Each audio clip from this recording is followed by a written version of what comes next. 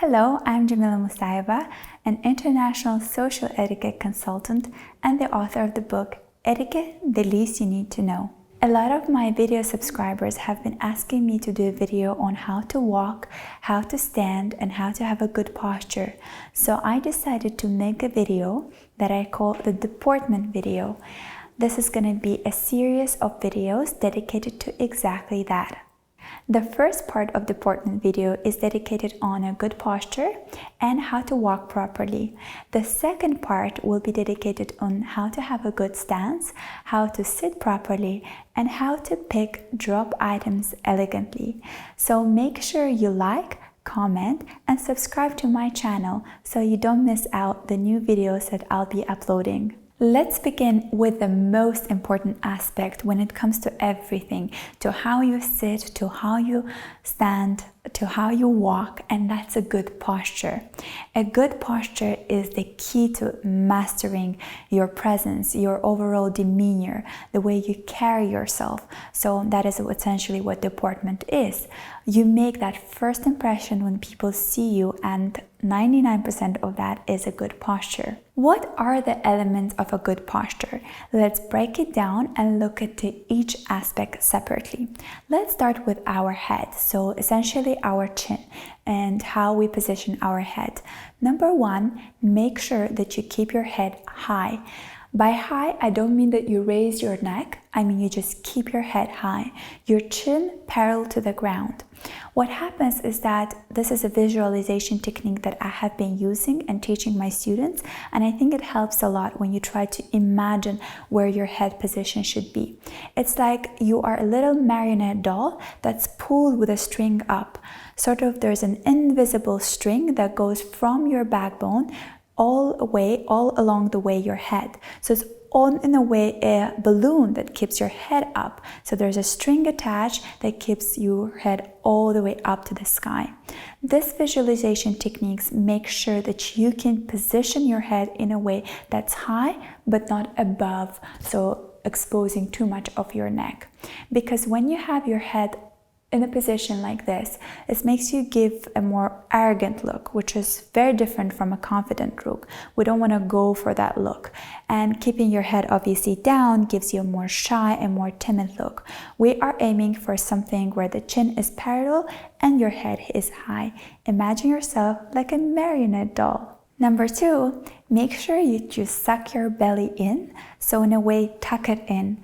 I know high-waisted jeans come handy when doing that, so that's why I love high-waisted jeans. But even if you don't have them, you just have to visualize that you keep your belly in at the time when you walk, you stand, and you sit. So there's an old saying that says a man's chest should enter the room before his belly. An exception to this rule are pregnant ladies, of course, but the rest of us have to remember that we have to tuck our bellies in. That way it will help support our back and also give us a more elongated, straight posture. The third and the most important element of a good posture is making sure that you roll your shoulders backwards and drop them down. The most essential part in this is having them down. A lot of us know that we have to roll our shoulders back, and oftentimes when we roll them back, we just keep them like that, so almost up closer to our ears, which is a wrong way to do it, because when your shoulders are up, it gives you a more tense and more stressed look, which is something you're not aiming for. In order to make sure you don't have that, you have to roll them back and drop them down. That is especially important when you are walking and especially when you are standing. Of course, you have to bear in mind that you would continue having a good posture when you sit down, but that can change when you are seated down or having dinner.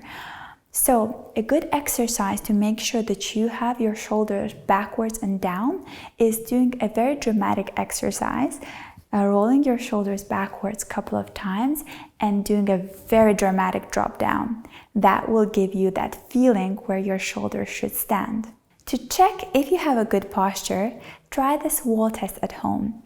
Everywhere that you go, you have a wall that you can always use to test if your posture is good or not.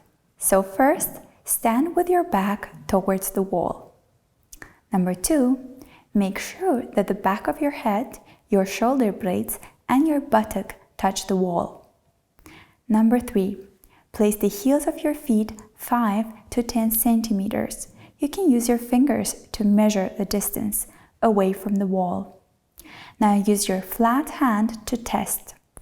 If you are standing correctly, your flat hand should be able to slide just enough between your lower back and the wall. If there's not enough space, then slightly arch your lower back away from the wall to let your hand slide in. If there's too much space between your lower back and the wall, then gently tuck in your belly so that your lower back gets closer to the wall. Now you have a good posture. Walk away from the wall, but keep that posture. Anytime you feel like you lost that posture, go back to the wall. As I mentioned earlier, a good posture is very important to anything you do. The way you walk, the way you stand, the way you sit, and actually a good posture is built from early childhood on. So if you're a young adult watching this video and you don't have a good posture, make sure you start practicing now. Physical activity will help you in that. If you're a parent, I urge you to keep a close eye to your child's posture. Make sure that you have him or her stand straight at all times. Physical training, ballet, ballroom dancing will come very handy when you try to make sure that your child has a good posture. So the earlier you start, the better off you're going to be. Now let's talk about a good walk. In early 20th century, in finishing schools, girls were taught on how to walk. Finishing schools are something we refer to today as etiquette schools, but they were really more than just etiquette schools. They prepared young ladies for life after school. So what was the exercise about? The exercise was called a book on the head. This exercise was not meant to teach the girls how to have a good posture, but rather it was meant for you to feel your body, as more weight was applied on your head with a book. The idea behind this technique was if you place a book on your head and you walk practicing with the book on your head, once the book was taken off, you would be almost gliding, floating, because there would be less weight or no weight applied to you. In order for you to experience this feeling, I always bring an example of working out with weights. So imagine you're working out with weights in your hands. It feels like you have to do a lot of exercise. But once you drop them down, you feel like your hands are floating, almost, they're weightless almost. My advice for everyone watching this video, don't just listen to it theoretically, do some practice. The more you practice at home, the better off you're going to be when you're out and without the book on your head. As they say, if you sweat more in practice, you bleed less in the battle. So be prepared. Let's practice walking. So essentially, now that we have remembered that we have to keep a good posture, making sure our back is straight, our shoulders are rolled backwards and down, our head is straight, chin parallel to the ground, now we have to walk. What do we do with our hands? Oftentimes people don't know what to do with their hands, so they place them in their pockets or they just put them backwards. If you want to go for a very confident walk, you have to keep your hands at both sides of your thighs, and when you walk, make sure you move your hands equally, backwards and forwards, backwards and forwards. This is a natural walk for everyone, for men and women. Of course, men would take a larger stride, so to say, but women will keep their hands closer and do a smaller one. So it should be very proportional to your body size. Additionally, if you keep your hands just straight like that when you walk, it will give you a stiff, rigid, maybe anxious look that you're not aiming for. So to keep that confident walk, make sure your hands are moving forward and backward as you walk. When you're moving your hands backwards and forwards as you walk, it also helps your body to keep the balance as you're walking. So this is not just for the look, but it's also for security. So for men, this would mean that they would have to take even and longer strides than a woman would, and just making sure that while you walk, you keep your hands moving, and meanwhile making sure that you take even and confident strides as you walk. For women, there are different ways of walking, when they're walking on flats and when they're walking on heels. So let's look at both. Let's first look at how we walk on heels. So generally speaking, walking on heels not only makes you look taller, but also makes you look more slender. This is because when you're on heels, you naturally suck your belly in more and arch your back a bit more. When you're walking, this gives you an overall slimmer look. Of course, there are some disadvantages to wearing heels as well. So you have to make sure that your health condition and what you're comfortable with is working for you. So if walking on heels is not your thing, please don't feel like I'm urging you to walk on heels. It's good to practice walking on them once in a while if your health condition allows you to. But otherwise, if you enjoy doing it, feel free to do it, because it definitely makes you to have a more elegant and a more slender look, if that's what you're going for. If you're walking on heels, imagine there's a straight line on the floor, almost feel like a model. So a straight line that you cannot go over.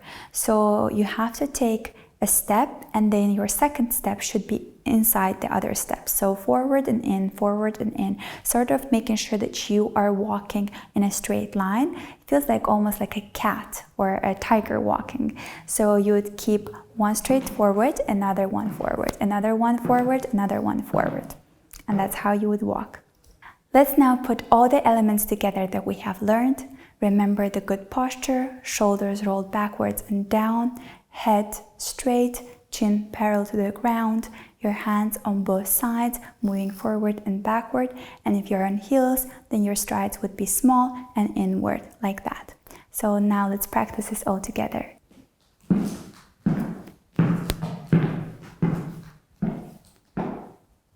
I switched to flats to show you how a good walk would look on flats. Everything else still applies: a good posture, chin parallel to the ground, hands on your both sides, moving forward and backward. This time your walk would be different. So instead of walking in one straight line with steps inwards, you would think that there are two lines on the floor, and so you would make sure you place even strides on the floor as you walk. Now let me show you how this is going to look like. And the final element when it comes to having a good walk is making sure that not just your head is straight, but also your gaze is open and you're actually looking at everyone. This is important because if you put your head down and you're looking at your feet, you can stumble, you can hit someone, you can actually hit the wall, which is not a great thing to do. So when you have your head up and your gaze is open towards everyone, it ensures that you'll make sure that you will be able to see someone that you know that you'll be able to greet, but also you might be able to meet the love of your life. So make sure that you look straight, that you don't look down when you walk, and give yourself that good posture when you walk. Thank you so much for watching this video. I hope that you liked it. Please make sure that you leave comments if you have any questions, and I hope that you actually practice the tips that I've been giving you, so the wall test or the book on your head. And please make sure that you write to me what are some topics that you would like to hear more about, and I'll be more than happy to film new videos. See you in the next video. Bye!